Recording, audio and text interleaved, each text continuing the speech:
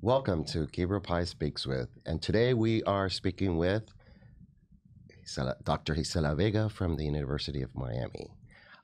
First and foremost, I want to welcome all our individuals that were with us at last show, and to all the viewers that did follow up later on and saw the show. And thank you so much for the support. But enough said about what happened at our initial show. Let's talk about what we are doing today. And today we have Dr. Vega from the University of Miami's LGBTQ Center.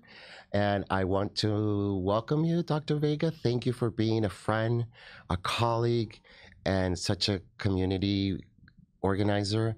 The floor is yours. Thank you, Gabriel. It's a pleasure to be here. Thank you for the invitation. I watch the Community News Network, so this is very exciting to be here today. And I really look forward to our conversation.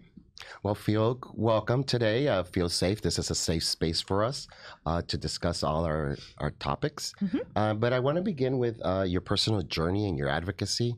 Where did it begin? How did you start? And, all that.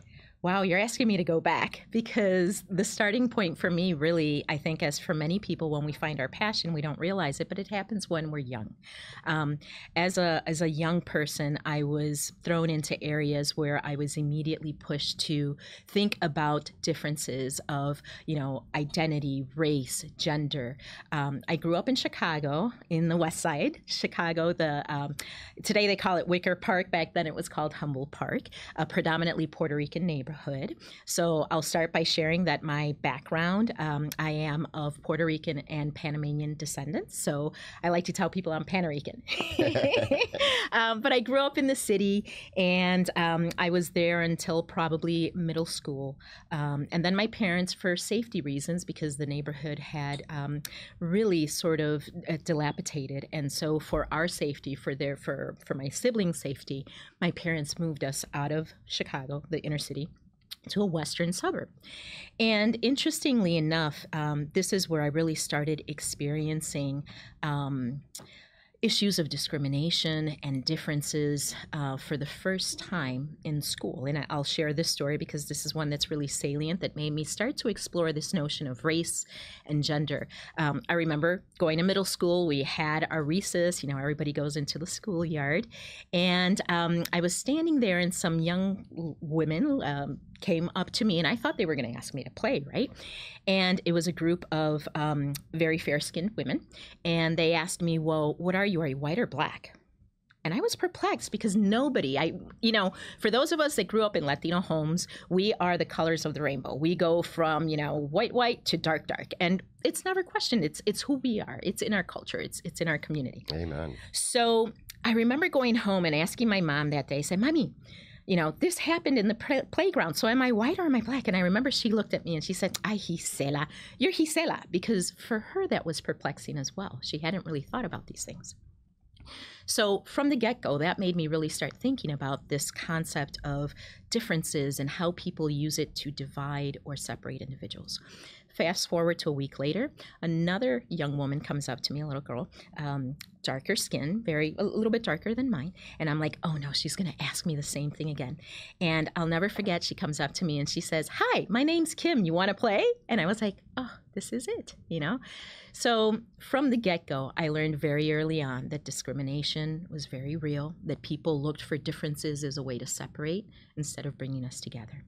So that was one salient point in my upbringing. The other one was, as I mentioned, my mother was from Panama, so she didn't have a command of the English language. When we moved out of the inner city, the community was very much like Miami, where we lived. Everybody spoke bilingual, right? They spoke Spanish. It was no big deal.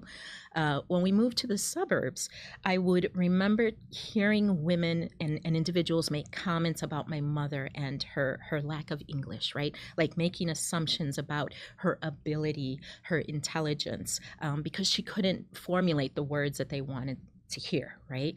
So again, that made me very angry, and it made me start to realize that people will use our differences to divide us instead of unite us. So my lessons came at an early age, right?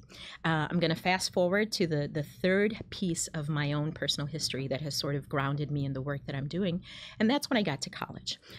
In college, I was in my junior year of college, and I would say that was the first time I had my first experience with a woman. It happened to be a young woman who was in the same sorority as I. And so I fell in love, and I didn't know how to deal with this because I had never really had that experience. I knew from a very early age that I was attracted to women, but had never had that experience. So during my college years, I was very involved. I was a student leader. I was an RA. I was a cheerleader. I was involved in a lot of different activities.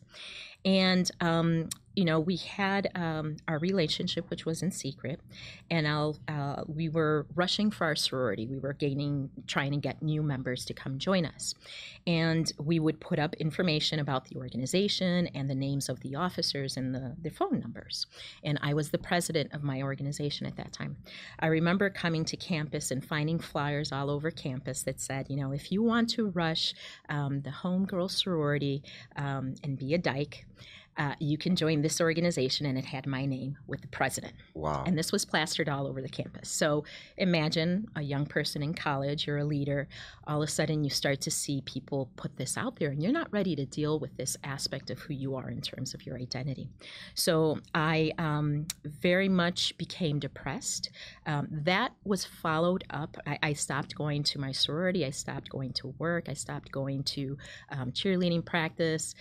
I was in my room, but I kept mostly to myself. And my supervisor, while I was on campus, I worked in the chancellor's office, who was also the advisor for the sorority, along with my sorority sisters, came to the room, to my residence hall, right? They wanted to know what was going on because they saw I had sort of retracted from everything. And they said, we're not leaving until you tell us what's going on. And that was the first time I vocalized that I was a lesbian and I was involved with a woman. And their visit saved my life because, as it happens to many of our students who may feel isolated or alone or depressed on college campuses, you contemplate doing some radical things, right? And so I was thinking of dropping out and worse. And thankfully, with their visit, their care, I realized that allies and support could save my life. So those were the three pivotal things that have really moved me to do the work that I do today. Out of that last experience, what came was this. One is I would never give anyone that kind of power over me again, right, to make me feel less than. And then the other thing was I wanted to do something to make sure that no other student had that same experience. So needless to say, that led me into the work that I do, and we fast forward to today, and I've been able to dedicate a good portion of my life working with our LGBTQ college students. That's great, and I've been blessed to work with you in the LGBTQ realm. Thank you. And you're an excellent person. You're a wonderful individual, but the work that you do just means so much, and I know that you do it with a passion, and it shows. I want you to take us back a little to when you did your dissertation. Mm-hmm. Talk to us about that. Sure. So I mentioned my upbringing being in a Latina household. And I'll share another quick little anecdote of my youth. I remember going to Panama for the first time. I was probably about 10, in the earliest recollection that I had. And I remember my mother and my aunt having a conversation. And they were speaking in Spanish, and they said that they preferred que su hija fuera una prostituta antes que una lesbiana. What does that mean? I prefer my daughter to be a prostitute rather than a lesbian. I kind of had an idea of what a prostitute was. I had no idea what a lesbian was, but I know I couldn't be that because that was even worse, right? And this is not to lay value judgment on any of these, these labels, because people have their identities and I respect those, and I think we all should. But for me, it was a realization that in my own community, there was something that people felt they could discriminate against. So that stayed for me, with me for a long time. And as I continued to do the work, and I mentioned my experience in college, I started to realize that I had my various identities, right? These different aspects of who I was that couldn't be merged together for various reasons, right? Upbringing, culture, religion, what was I taught, when I was growing up? So when I went to school and I graduated, I started to do work in higher education, understanding the experience of students. I decided that I would go back for my dissertation, and my dissertation focused on the experiences of Latina lesbians in a Hispanic-serving institution, looking at their experiences and their perceived identity development, right? What was it that they were grappling with, and how did they see themselves today? So here it is 30 years later from when I was in college, right? And I'm thinking, oh, things are going to be different. The experience of these 15 women that I did an in-depth qualitative study with, interviewed them, that their experiences would be different than mine, right? And from that research, my findings were a little disheartening, and it just reaffirmed that we need to do a lot more work. What the research showed was that these women's experiences were very similar to my own. They experienced rejection from family, discrimination, harassment, the fear of being outed, right, within their community, and I think the thing that was the shift, the difference, was that they found refuge or support on the college campuses. So what they weren't getting at home, they were finding on college campuses, whether it was through centers such as our LGBTQ centers, mentors programs, things like that.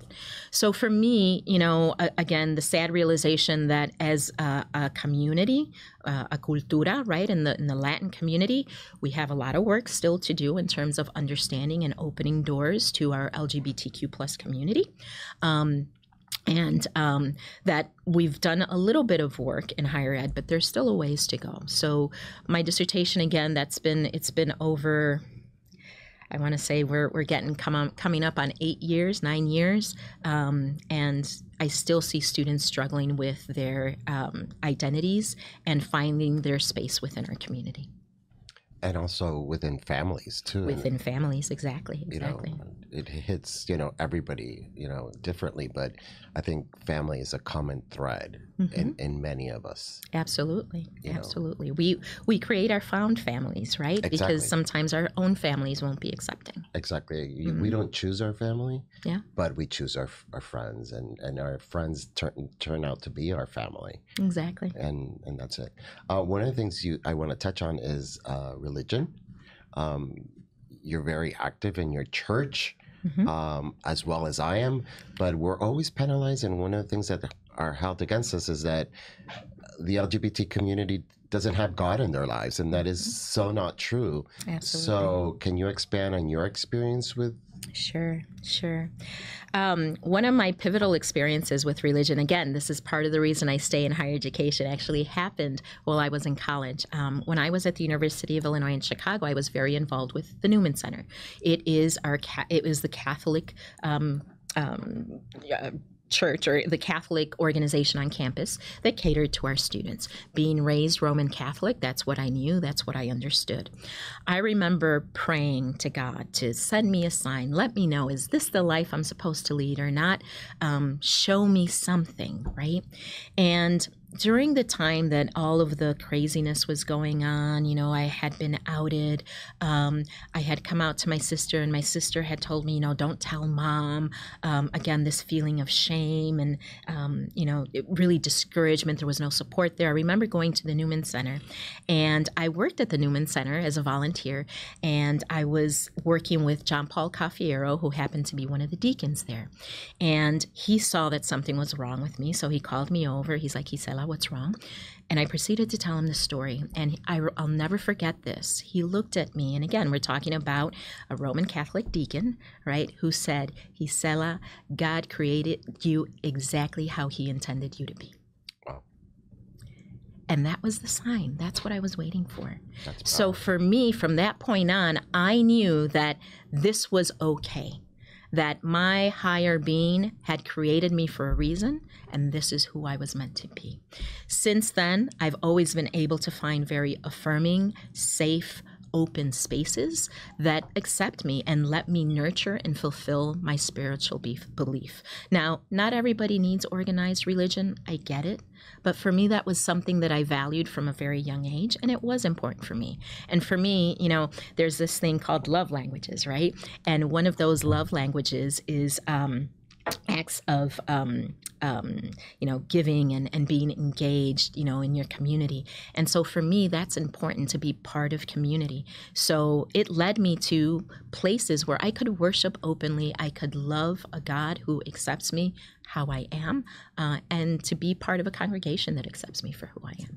Sadly, I know this is still very divisive within the LGBTQ community, and there are a lot of places that perhaps young people may not feel that they can reconcile those, but I believe that we can, and I feel like I'm living proof of that. I was very involved with my church here. I was part of Coral Gables Congregational, still am. I served on their board, and they've always welcomed our LGBTQ community with open arms.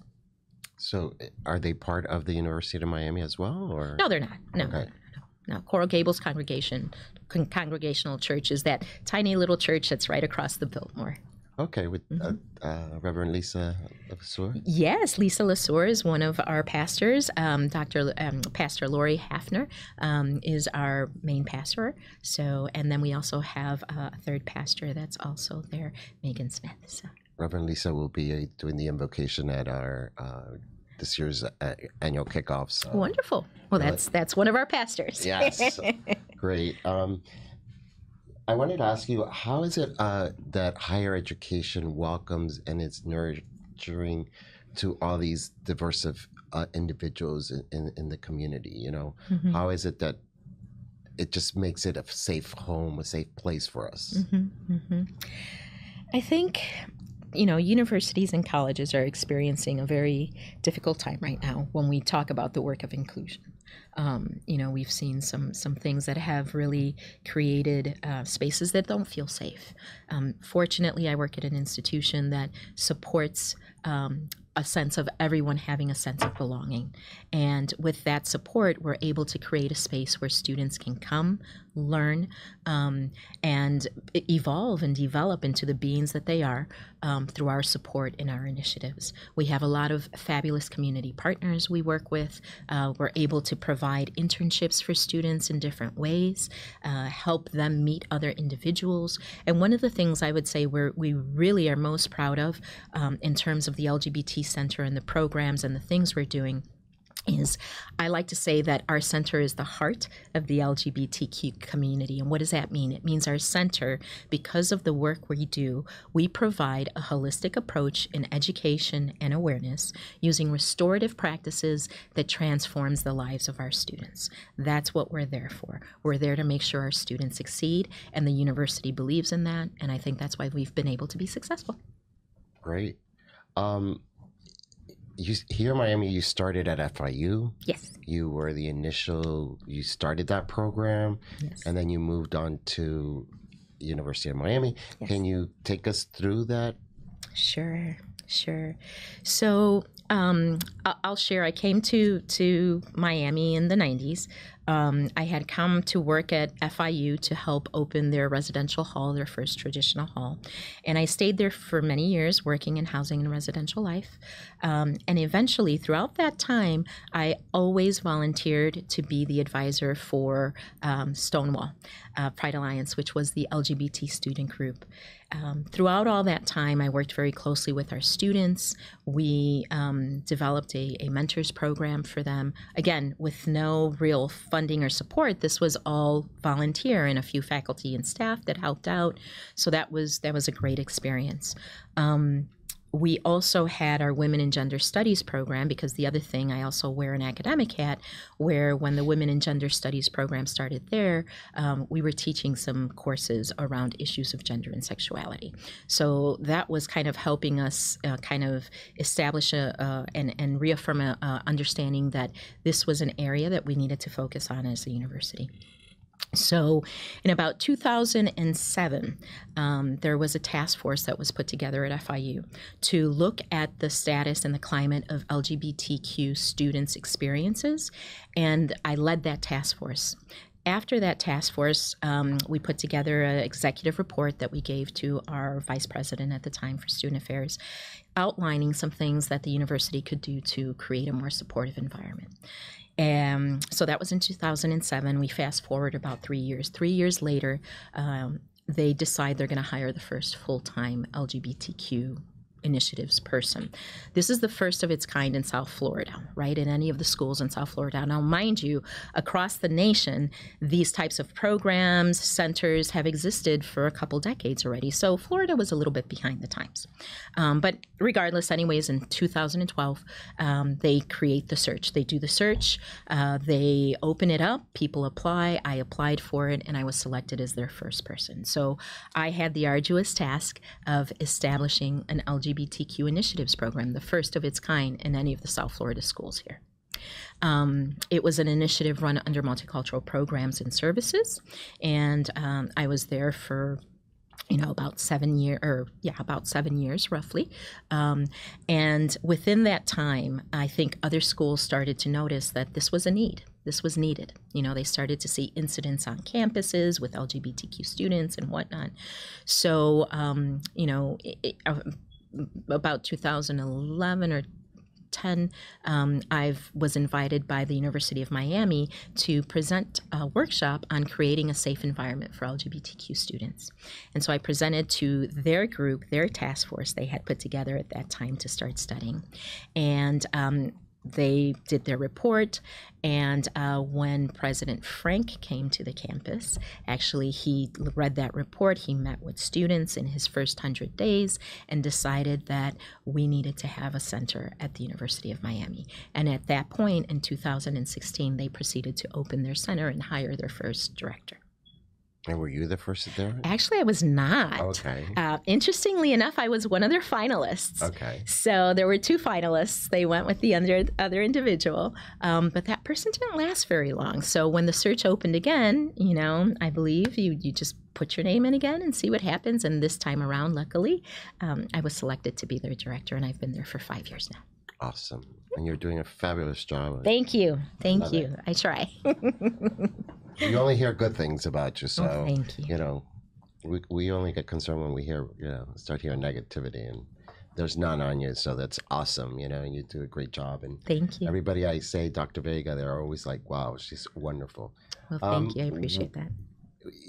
Your education and your job has taken you to deal with and present at different conferences, both domestic and internationally. How differently are our domestic needs versus international needs? I think one of the things that's really important is understanding that gender and sexuality issues are global issues, right? It's happening all over the world. Some places perhaps might be more advanced, some places may be less advanced in terms of addressing these issues and these concerns. I've been fortunate enough to speak in different symposiums, particularly with Latin America, on issues that impact our LGBTQ plus community. We've worked really closely with the Mexican consulate here in Coral Gables now to do work of inclusion. And we've had events, workshops. We've brought our students to the consulate for different events to highlight the experience of LGBTQ folks, right? The consulate, the Mexican consulate, for example, is a safe zone. And they've done some incredible work in creating spaces of inclusion. So they've worked with us. We've done some work with them and our students. And that led actually to being invited to Mexico City to speak at their education conference on how do you create inclusive spaces. So every place is different. Every place is different. Every place has its different set of politics. There are different countries around the world, where you can still be persecuted for who you love or who you choose to be, right? So we realize that. And that's why it's even more important for us to continue to explore the LGBTQ experience under a global lens. One of the ways I think we've also been able to do this and look at sort of what are the issues and help our students understand that this is not just a domestic issue, but this is a global issue, is we've taught a class, leadership in the LGBTQ community, looking at it through a domestic and a global lens. And the students have really started to see that the struggles they experience here may be similar struggles people are experiencing in other countries. So, and that it takes a village to try to address these issues and these concerns. So, you know, and I think even, again, from my own upbringing, being Latina, having parents that were from different countries helps me understand that, you know, we have a responsibility to try to educate folks on the issues that impact our community. Your involvement takes you all over, but here locally, it's very involved. You're involved with your church, but you're also involved with Aqua. You're also involved with other organizations. Talk to us about that, you know, the importance of that. Yeah, I believe it's important to give back to our community. And some of these, you know, obviously you have to pick and choose, right? We can't be everywhere all the time. So there's different organizations that I'll be involved with at different points. Currently, right now, my biggest involvements really revolve around my church, doing what I can within that community. But I'm also involved with the Point Foundation. The Point Foundation is the nation's largest LGBTQ scholarship granting program. I've served on their board, and more recently I'm serving on their Education Advisory Board. The Education Advisory Board's goal is to get these scholarships into more schools across the nation. So that's where my focus is right now. You know, I think we all need to choose our ways to give back to our community. And so one of the things I know that's really easy is for us to burn out. As leaders in our community, we have to protect ourselves so that, you know, when you get on the plane, they always tell you, put your mask on before you put on anybody else's mask in the event of an emergency. I believe that's true with our lives as well. We can get caught up easily with everything that's going on. So it's important for us to step back and see what can we do and what can't we do. And to take time for ourselves, right, to nourish ourselves and make sure that we're not getting burnt out. So at the moment, like I said, my biggest involvements include my church, and they include the Point Foundation for right now. Yeah, I'm also involved with our National Higher Education Association. So, you know, but it doesn't mean you don't support, right? So still involved with, you know, we're members of the chamber, the LGBTQ chamber, the commerce. You know, I'm involved with different aspects within our organization. So, again, just being mindful of what you do get involved in. So I'm getting a little up there in my own years, so I also want to be very cautious. I recently became a grandmother, so, you know, spending time, thank you, spending time with family is important to me. So I think that's something that also you want to make sure you balance. Now, it's important to balance, most definitely, because sometimes I find that I'm burning the candle at both ends, and you're not giving equally to everybody. So you do have to pick and choose. So I have to agree with you that you have to pick and choose sometimes for your own sanity and to give back properly, right? Right. Because if we're only giving 50%, then we're not doing our full potential. So exactly. I have to agree with you there totally. Mm-hmm. So kudos to you on that. What do you see in the future? What would you like to see next? Where do you think that we need to start working on for our future generations? Oh, wow. I think one of the things that's really important is mentorship. And we have to be more involved with our youth and provide opportunities for them to see that there is a brighter future in store for them. Something that's missing right now is I see a lot of our youth in pain, and they're afraid of what's to come, given, you know, the things that are happening in our community. But the reality is we've been there before, right? Our generations and those generations before us have had their own set of issues that they've dealt with as part of this community. What we haven't done a very good job of is, I think, sharing those stories, right, to help build resiliency for our youth so that they know that they're not alone, right, that they're not what their experiences others have experienced, and maybe here are some tools that we can offer you. We have some great, incredible youth that are out there, younger people that are ready to lead, are ready to move forward. And I think the thing that's missing is those conversations between our generations to find out what worked and what tools can they use, you know, in today, in some of the issues that they're experiencing. So this notion of sort of passing the torch, I don't think as a community we've done a really good job. And so we need to do a better job with that. Also, the other thing is telling our story. You know, stories that aren't told, histories that aren't understood are definitely, we are bound to repeat those, right? And we're seeing it right now. Like, if you look at what happened with Anita Bryant and you look at what's happening today, total similarities, right? It's almost the same story, but we didn't prepare people to know, how do we fight this, right? So I think that's one thing we need to do. In education, we've got to do a better a job of being the stewards and the tellers of our stories, and making sure that those are written and that those are communicated. There was a wonderful book I used to use in a history class called Out of Our Past, right? And it was the LGBT history of the 1800s up until the 1940s here in the United States. And that book really isn't available anymore. So I have to, you know, hunt it down and figure out, how do I get pieces of this to my students to help them learn about our past. So we've got to do a much better job of making sure that we're maintaining our history and that we're we're moving it forward. I think that's one piece. I talked about helping our youth, right?